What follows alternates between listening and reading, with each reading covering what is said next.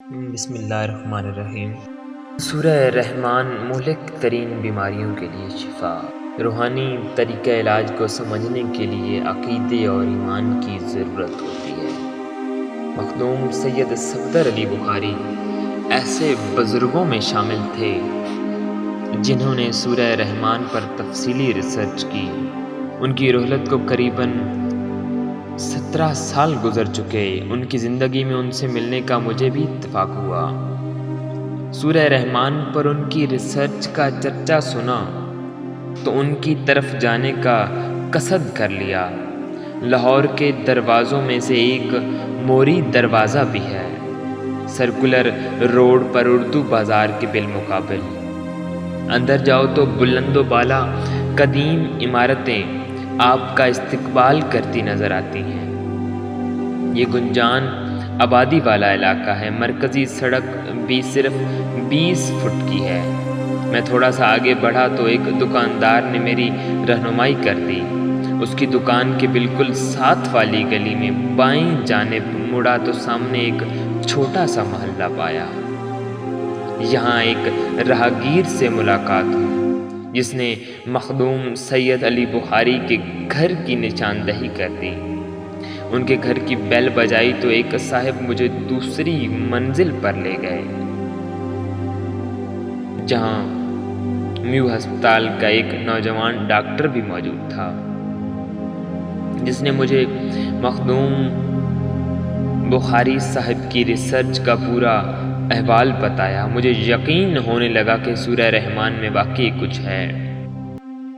نوجوان ڈاکٹر نے انکشاف کیا کہ کچھ علامات پر ٹیسٹ کے بعد اسے معلوم ہوا کہ وہ یرقان جیسے موذی مرض میں مبتلا ہو چکا ہے۔ بہت پریشانی ہوئی۔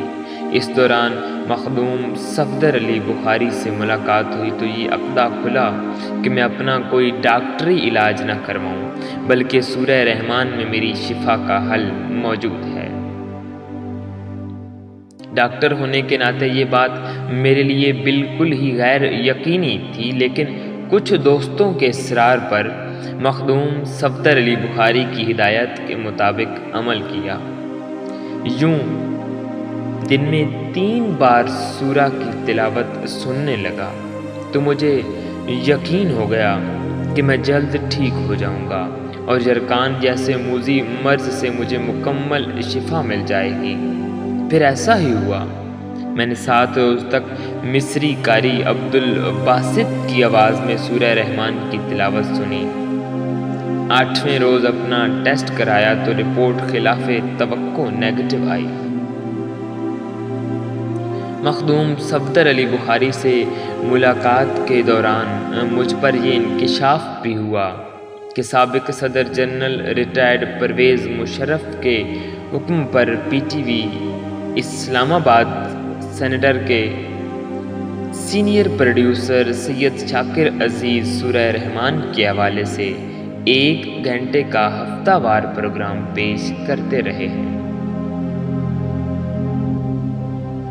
مجھے یہ بھی پتہ چلا کہ ایک تقریب میں جہاں جنرل ریٹائرڈ پرویز مشرف کی والدہ صاحبہ بھی موجود تھیں اور مخدوم صفدر علی بخاری بھی تشریف لائے ہوئے تھے، ان کی ملاقات جنرل صاحب کی والدہ سے ہوئی، جس میں مخدوم صاحب نے سورہ رحمان کی افادیت اور سورہ سے حاصل ہونے والے فوائد کے حوالے سے گفتگو کی۔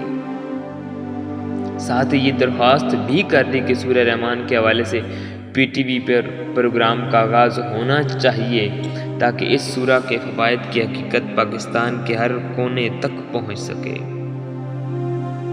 22 سال پہلے تک ملک میں ایک ٹی وی چینل کے سوا کوئی اور نجی ٹی وی چینل نہیں تھا۔ پی ٹی وی بہت زیادہ دیکھا جاتا تھا۔ اس زمانے میں پی ٹی وی کے سینئر پروڈیوسر سید شاکر عزیز نے اسلام آباد سینیٹر سے سورہ رحمان پر 1 گھنٹے کا پروگرام نشر کرنا شروع کیا۔ لوگوں کو پتہ چلا کہ سورہ رحمان سننے کے بعد فرسٹریشن، ہارٹ، یرقان، حتیٰ کہ کینسر تک کے مریض شفایاب ہونے لگے۔ ان مریضوں کا علاج کرنے والے ڈاکٹرز اور پروفیسر نے بھی سورہ رحمان کے حوالے سے مریضوں کی صحت یابی دیکھ کر بڑے تعجب اور حیرت کا اظہار کیا۔ وہ بھی یہ ماننے پر مجبور ہو گئے کہ سورہ رحمان میں واقعی کوئی معجزہ چھپا ہوا ہے۔ آج کے زمانے میں شاید کوئی ایک شخص بھی ایسا نہیں کہ جو ٹینشن فری ہو۔ کوئی غریب ہے جس سے معاشرے کے ہر طبقے میں بہت ہی ہجانی کیفیت پائی جاتی ہے۔